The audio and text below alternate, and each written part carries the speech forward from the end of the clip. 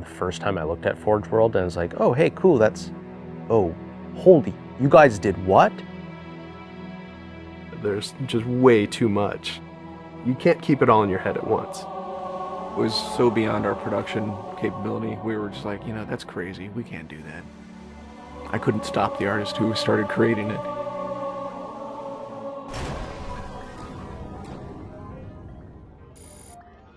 Forge is our editing tool that players can build their own maps. I mean, at its core, it's a map editor. We always had this vision right from the get-go, which is anyone can build anything. Giving the fans the tools, they can take it and run with it and make it their own. Forge World actually started as 5 separate maps. And I said, wouldn't it be cool if, like, you could play this and go over there, and then play over there if you wanted. And Forge World was born. There were a lot of people telling us that, no, you cannot ship this as one big map. We have this awesome new automatically generated LOD system called impostering that makes objects that are really far away really cheap to draw. We're pushing what we can do with the Forge budget, so that lets us have many more objects up on the screen at once, which lets us put more objects into Forge.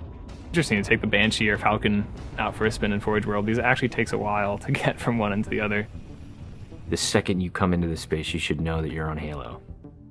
Our old friend, the Forerunners, come back, because the Forerunners create all sorts of cool, interesting pieces of geometry.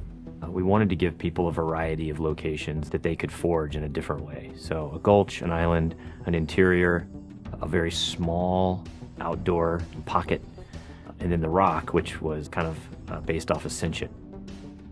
Let's use a lot of interesting parts in it so that people can manipulate it or we can change it. Why don't we bring back Blood Gulch and carve it all up into pieces so that people can start manipulating it in interesting ways. And then Sanctuary was the other one. The Cage and Paradiso, that's just Chad and I playing with a map editor and actually building cool maps within Forge World. I mean, we were doing that exactly how the fans would do that. we definitely looked at what we did in Halo 3 and said, what can we learn from this?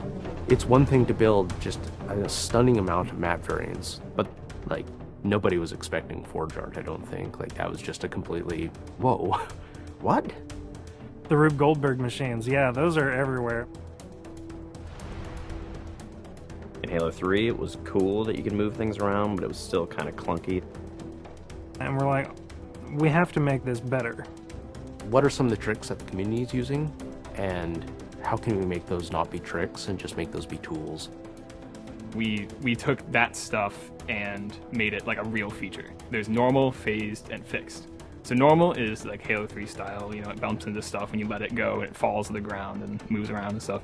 And fixed is the same thing, except when you let it go, it stays exactly where it was. And then phased is the coolest because it means that while you're editing the object, it's not actually interacting with the environment. You can put it through a wall, you can put it, you know, through other objects. Which changed everything for Forge, like immediately. It's much easier to build a Forge space. There's snaps and rotates and degrees and units that you can move things. You can be very precise. The camera controls, it's actually really good for object placement because like little touches on the stick don't translate into really sudden jumpy movements. And then we also have a fine editing mode. You click the stick in and then your camera starts moving very slowly. You're not spending like 3 hours trying to get one block to line up directly to 3 other blocks. You can select individual objects and say, get rid of all the objects of this type. So if you're trying to get rid of all the spawn points on a map because you want to go and replace all the spawn points, you can do that. You can do custom colors. You can take these Forge pieces and say, hey, that's blue. So the blue base can truly look like the blue base. Reach's expanded sandbox includes new things like, you know, jetpacks. And if people want to build some sort of 3D map and really make use of the jetpack, they can do that now.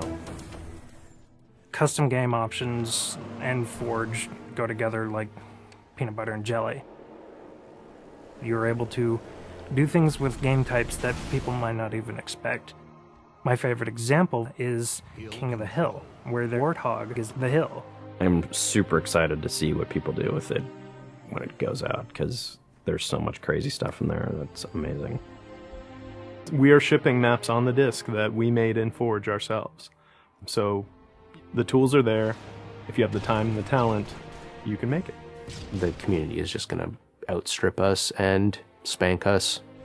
With the new tagging system, you can save a forged variant, you can post it to your file share, and then you can say, you know, sweet new map. Things that are good are downloaded by a lot of people and passed around to a lot of people, and that makes the really sweet stuff bubble up to the top. I'm looking forward to what the next big community game type is going to be.